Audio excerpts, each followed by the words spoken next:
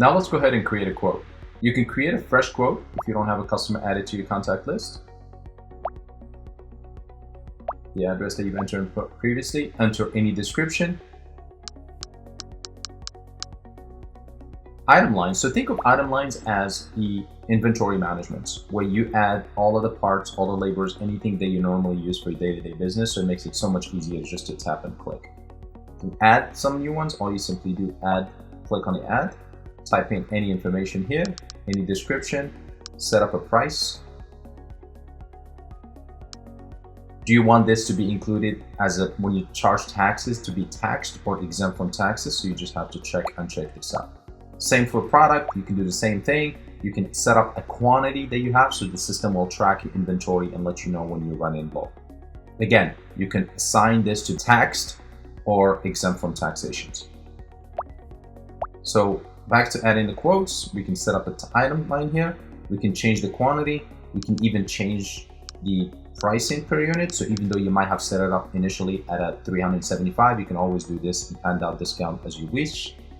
Tax rates here, based on your jurisdictions, locations, you can add the taxes, and this will add taxes if this items is not exempt from taxes. You can choose to collect deposit from your clients, add any client's notes, add as many items as you want into this. So as you add it, automatically the tax is calculated for you. If there's a discount, you can choose to give a discount based on a dollar amount or a percentage amount. Hit done. So now for this particular clients, this is their inventory, this is their CRM tool. It gives you access to all of the information you enter. And this is the quote we just wrote, $3,360.50.